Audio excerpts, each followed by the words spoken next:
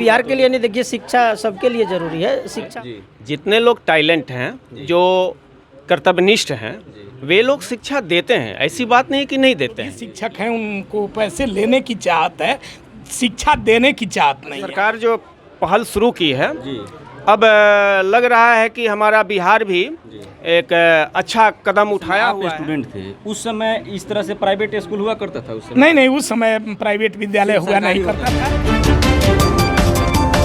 नमस्कार, आप देख रहे हैं आदर्श बिहार और फिलहाल हम मौजूद हैं गोपालगंज जिला का ये एक स्कूल है बतरदे रामनगर में, श्री दुर्गा शिशु ज्ञान मंदिर। वहाँ पे हम मौजूद हैं और आप लोग देख रहे हैं कि बच्चे जो लोग बैठे हुए हैं मेरे सामने जो फ्रेम में दिखाई दे रहे हैं, इनके हाथों में एक पुस्तक है, एक छोटी सी बुक है जिस पे लिखा हुआ है छोटी सी पहल। ये एक राइटर हैं जो सर डॉक्टर गोपाल प्रसाद जी, उनके द्वारा ही लिखा गया है।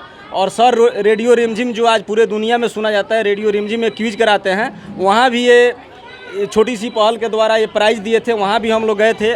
और ये जो हैं हसनपुर से दीपक साहनी जी, मछुआरा वेलफेयर ट्रस्ट के अध्यक्ष हैं गोपालगंज जिला से, उनके द्वारा उनके हाथों से ये बच्चों को पुस्तक देकर सम्मानित किया गया है। और यहाँ पर भी क्विज कंटेस्ट कराया गया था शायद सर के द्वारा, गोपाल सर के द्वारा, जहाँ पे कुछ बच्चे फर्स्ट सेकंड यहाँ पे विजेता बने हुए हैं, उनको भी यहाँ पे रखा गया है। ये जो पुस्तक है छोटी सी पहल, इसमें बिहार की वो सारी चीज़ें हैं, वो सारी चीज़ें मौजूद है जो हमको जानकारी चाहिए, वो इस पुस्तक में मौजूद है। इस पुस्तक को हम भी पढ़े हुए हैं, जिसमें सिर्फ बिहार से संबंधित वो सारी चीज़ें हैं, किसी भी क्षेत्र की बात वो जो है गोपाल जी सर के द्वारा लिखा गया है। तो ये बच्चों के लिए बहुत उपयोगी पुस्तक है और ये एक मुहिम चला रहे हैं, स्कूल में पहुंचकर ये कंटेस्ट कराते हैं और ये पुस्तक देकर सम्मानित करते हैं। और ये दीपक जी जैसे लोगों के द्वारा ये लोग इन लोगों का ये जो पहल है ये बहुत अच्छा जा रहा है और शिक्षा के क्षेत्र में बहुत अग्रणी भूमिका निभा रहे हैं ये लोग। तो बाकी दीपक जी से हम बात करते हैं कि सर इसके विषय में।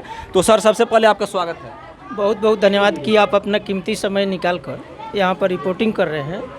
तो अपने तरफ से और श्री दुर्गा शिशु ज्ञान मंदिर के तरफ से आपको और आपके पूरे टीम को धन्यवाद। और सामने होली है, तो होली का भी मैं आपको शुभकामना देता हूँ।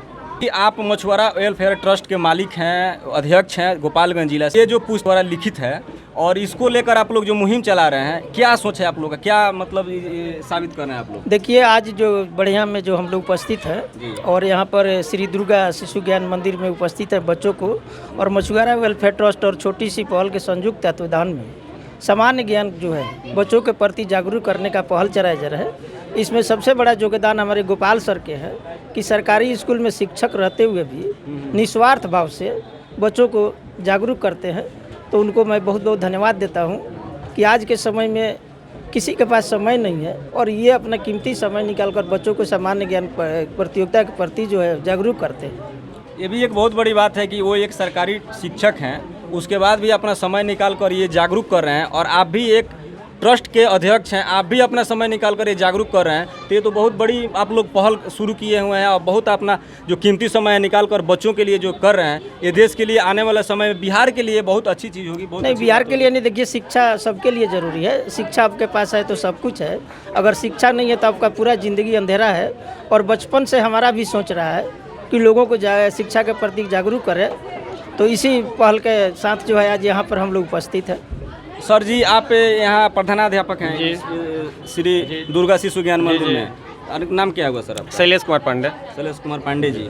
सर, जो शिक्षा का अभी माहौल है, शिक्षा के आपके दृष्टि से, आपके अनुमान से बिहार कहाँ है? पिछड़ा, आज भी पिछड़ा? हम लोग सर्वे टाइप के हम लोग घूमते हैं, हमको लगता है कि आज भी पिछड़ा ही राज्य है। पिछड़ा तो है, लेकिन अब सरकार जो पहल शुरू की है, अब लग रहा है कि हमारा बिहार भी एक अच्छा कदम उठाया हुआ है और शिक्षा जो है, अब शिक्षा में सुधार हो रही है। हाँ, बच्चे बहुत जागरूक हैं और शिक्षा के प्रति जो शिक्षा विभाग जो है अभी जागरूक है, इसलिए लग रहा है कि अब शिक्षा में सुधार निश्चित रूप से होगा। अच्छा सर, और ऐसे हम लोग तो हमेशा ही सुधार की तरफ रहते हैं, बच्चों को एक अच्छी शिक्षा देते हैं, शिक्षा के साथ साथ उसे नैतिकता, संस्कार, ये सब कुछ हम लोग देते हैं। सीबीएसई है स्कूल? जी यहाँ पे जी। कितने से कितना तक पढ़ाई? ये नर्सरी से 8 क्लास तक चलता है जी। यहाँ वैसे हॉस्टल का भी सुविधा? हॉस्टल तो अभी नहीं है जी। कितने दिनों से स्कूल चल रहा है? ये 1996 से चल रहा है। 1996 जी।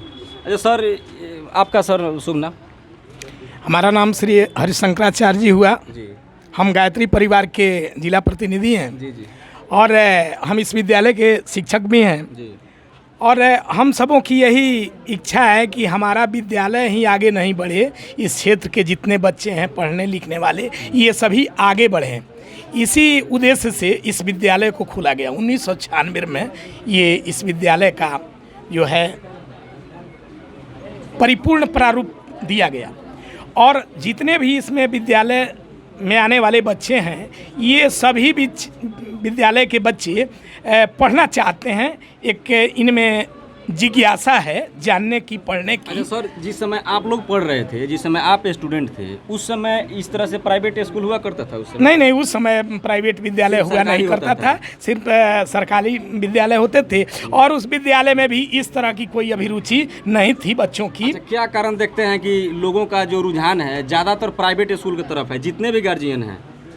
क्या कारण दिखता है? इसका रुझान यही है कि सरकारी विद्यालय की जो पढ़ाई है, शिक्षा का जो स्तर है वो उतना बढ़िया नहीं है। सभी लोग केवल पैसे ले रहे हैं, जो भी शिक्षक हैं उनको पैसे लेने की चाहत है, शिक्षा देने की चाहत नहीं है। और प्राइवेट विद्यालय जितने भी हैं, जो हमारे प्राइवेट विद्यालय चल रहे हैं, इसमें सबको पैसे लेने की इच्छा नहीं बल्कि शिक्षा देने की इच्छा है और ये भरपूर शिक्षा दे रहे हैं। जितना मेहनत चाहिए उतना मेहनत भी करते हैं, परिश्रम भी करते हैं और कम तनख्वाह में, कम वेतन में ये ज़्यादा शिक्षा देने की बात। सरकार जितना कोशिश कर रही है शिक्षा के क्षेत्र में काम करने के लिए, अभी पीछे के पाठक जी बहुत मेहनत की है इसको सुधारने के लिए। हाँ। लेकिन फिर भी अभी भी जो लोगों का रुझान है वो प्राइवेट के ही तरफ है, सरकारी की तरफ नहीं जा रहा है सर। कारण ये बन रहा है कि चाहे वो जो भी बायोमेट्रिक सिस्टम लगा रहे हैं, चाहे जो भी पहल अपना रहे हैं के पाठक जी, वे तो चाहते हैं कि सुधार हो, यहाँ की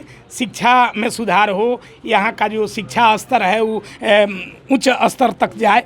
लेकिन ऐसा हो नहीं रहा है। नहीं होने का यही कारण है कि वे लोग केवल कुछ लेना चाहते हैं, देना नहीं चाहते।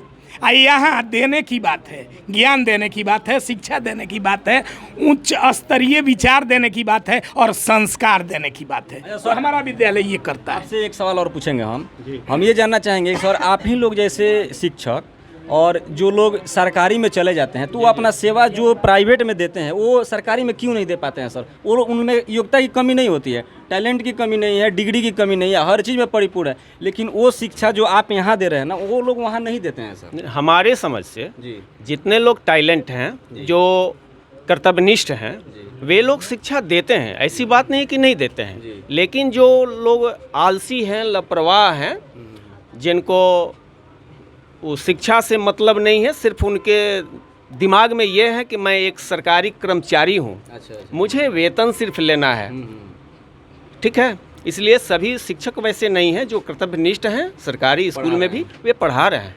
अच्छा, एक साल आपसे भी एक सवाल हम करना चाहेंगे। ऐसे सर लोगों से हम बात किए, आपको क्या लगता है कि आने वाला समय में जो अभी सर बता रहे हैं कि जो वो लोग कर रहे हैं वो सुधार होगा? आपको लग रहा है बहुत नहीं है। आने वाले समय में अभी कई स्कूलों को मैं दौरा किया हूँ। अभी तो कर ही रहे हैं आप लोग? और सिधौलिया प्रखंड में भी गया था और बरौली प्रखंड में शिक्षा में काफ़ी सुधार हो रहा है और जो भी शिक्षकगण हैं अपनी जो है कर्तव्य निष्ठा से जो है बच्चों को पढ़ा रहे हैं। अच्छा, आने वाले समय में हम लोग टॉप 10 में दिखेंगे कभी? हाँ, एकदम इंडिया में बिहार दिखेगा कि टॉप 10 में बिहार भी है शिक्षा का? आएगा, एकदम आएगा, आप विश्वास रखिए। विश्वास है आपका? जी। चलिए ठीक।